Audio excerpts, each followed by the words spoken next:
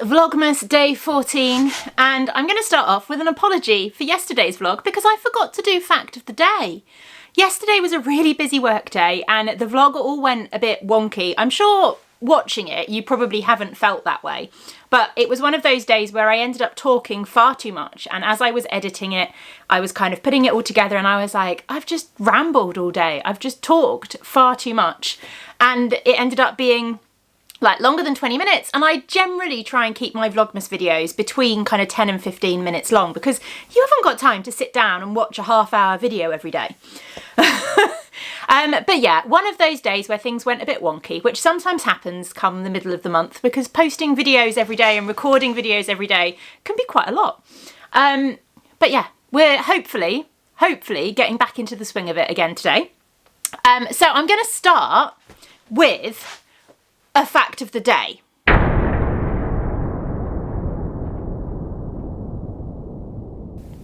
We'll do two facts of the day to make up for the lack of yesterday's, but we'll do one now.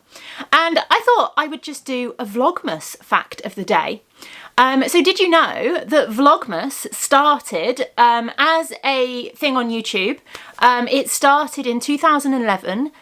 That didn't come out right. 2011 with a YouTube vlogger called Ingrid Nielsen, who was an American YouTuber, and at that time like daily vlogs and daily vlog series and stuff like that weren't particularly common, so she was one of the few that did them, and she started it as literally an idea of doing like an advent calendar for her viewers and recording a little video every year, and it's kind of built from there. And now Vlogmas happens across YouTube with not just kind of knitting podcasters and stuff like that, but with like anyone who does content on YouTube. So there we go, the origins of Vlogmas is today's fact of the day. So I said we were going to talk about my yarn stash today. I spent this weekend on Sunday, while Tom was baking up all his festive treats, I spent the day reorganising my yarn stash because it had all got a bit all over the place. Originally when we moved into this house, we've been here about a year and a half now, and originally when we moved in, all my yarn stash was in big plastic boxes, kind of like that one, in our wardrobe, but it was taking up a lot of space, and it's really annoying because they were stacked up in there, and like anything that hung down, like anything that hung of any length in the wardrobe, like dresses, would end up just kind of pooling on top of these plastic boxes of yarn. So it was really annoying me. And then when we had this room, my office, which used to be our garage, so when we had the garage conversion done in the summer, I managed to bring some of my yarn stash down here, but not all of it. So this weekend I finally pulled out all of my yarn stash and had a really good sort through, reorganised it all. And it feels good because it's now all in the office. There is none in our bedroom anymore. And it's feeling a bit more organised. I also pulled out a whole host of stuff, well, not masses, let's see. I went through all my scraps. So I had a bag, this bag I had, which is my kind of magic knot ball bag. You can just about see a magic knot ball down the bottom there, and then loads of scraps, which are destined to become part of magic knot balls. But I went through all of my minis and all of my scraps, and sorted them all out, and all of these and this bag here are destined to become magic knot balls. Basically any scraps I've got that are less than 5 grams become magic knot balls, and then they go into like my mild mayhem blanket and stuff like that. And once my mild mayhem blanket is done, I will probably cast on something else that uses magic knot balls as well, because they're fun to use up scraps, and scraps stress me out. Does anyone else find that? I really do find that scraps stress me out, like having loads and loads and loads of leftovers. I think it's partly why I'm really enjoying the Soundwaves cowl pattern and the Advent, Just Feel Festive wrap, because both of them use up all the mini. So I'm not getting scraps left over from the Advents. I also dug out a few bits and pieces. So this box here is all stuff that is eventually, I've just dropped some on the floor, eventually going to end up in my D-stash. I have a D-stash page over on Instagram, which I won't say, I don't know when this is going to end up on my D-stash because I have to photograph and everything. It will probably won't be until the new year. But yeah, that box will all end up in, throwing it around again, will all end up in D-stash. There's nothing wrong with it. It's just colours that I've kind of fallen out of love with, and yarns that I just don't think I'm going to use, and things like that. I also sorted through a lot of kind of commercial stuff that I'd got with intentions for making the boys' jumpers and things like that, and haven't done anything with, and all of that's going to get donated to charity shops. So that's good. Let me show you what I've done. So this is the unit where all of my yarn stash and things is now stored, which is brilliant. It's so nice to have it all in one place. I shall give you a quick run through of all the boxes, but we don't want a half-an-hour video again today, do we? So this box has all of my project bags in, a mix, but significant number of little grey girl ones. If you watch the podcast, you'll know I have a ridiculous number of Gems project bags. And then we have yarn in that one, that one, that one, that one, that one, that one, and that one. So talking about scraps stressing me out, I have sorted through all of my scraps, and I've sorted them all into bags to keep them kind of together. So they're all Spectrum Fibre Advent Calendar scraps, because I have project ideas for that. I've got a bag that's specifically scraps from the Colour of the Month this year and the Beatrix Potter Club this year, because I have plans for that. And then the rest of them are sorted into weights. So that is a bag of 20 gram to 50 gram scraps. And then there's bags of kind of 10 to 20 gram scraps.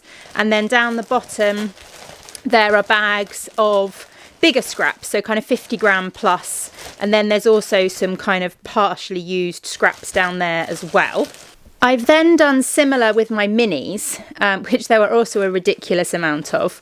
So there's a few bundles that aren't bagged up, but then I've got bags, I think there's bags of 20 gram minis, that's also 20 gram minis, and then there's bags of 10 gram minis as well.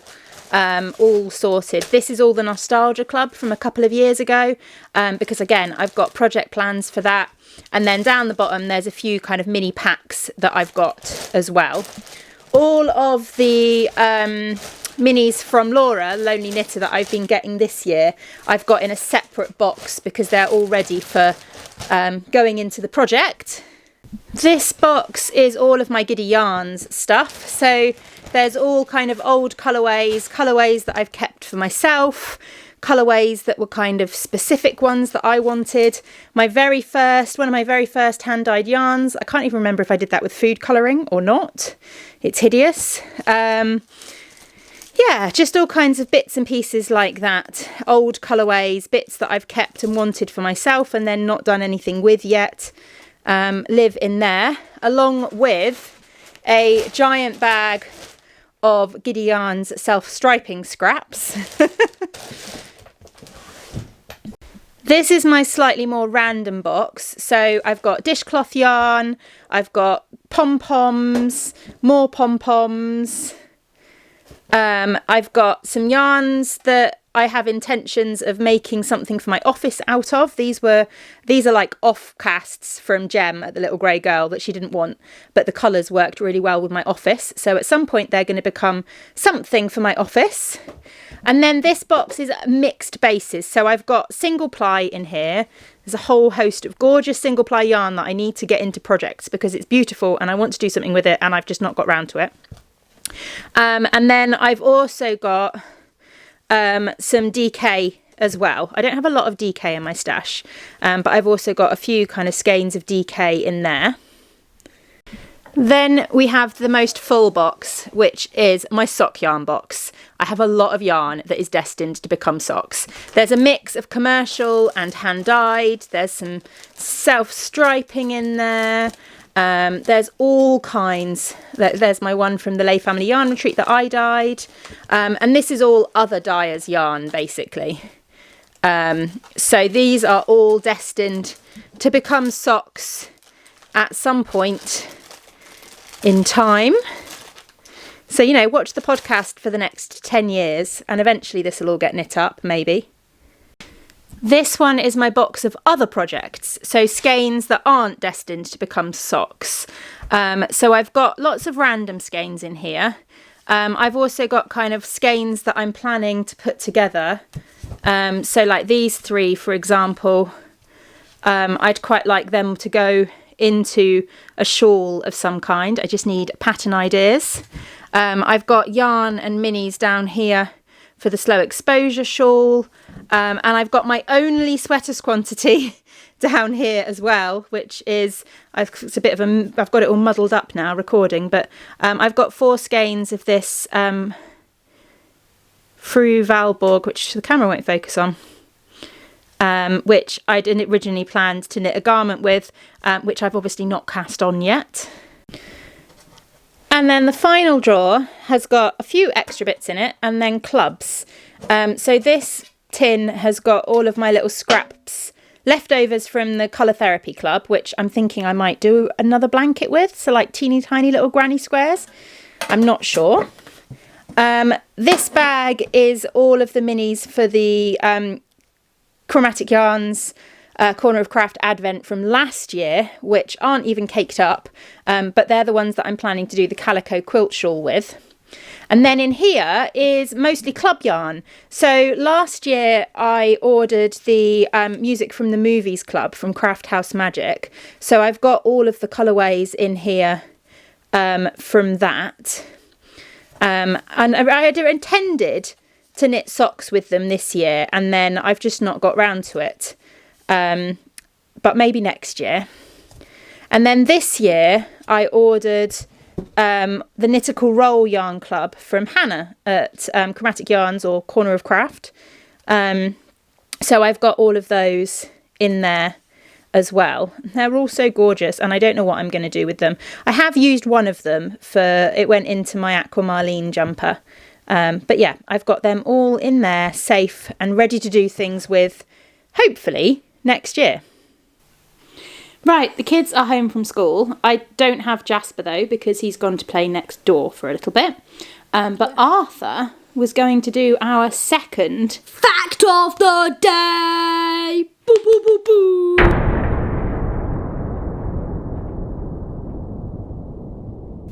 The fact is, did you know the first ever song to be broadcasted from space was Jingle Bells? I didn't know that. I don't know when, but that is a good fact. Yeah, I've also got a joke. I was about to say, didn't you say you also had something else you wanted to say? Go on, you've got a joke. We haven't done joke of the day this year, but you can have a joke. What do you call a Christmas duck? I don't know. What do you call a Christmas duck? A Christmas quacker. Quack, quack.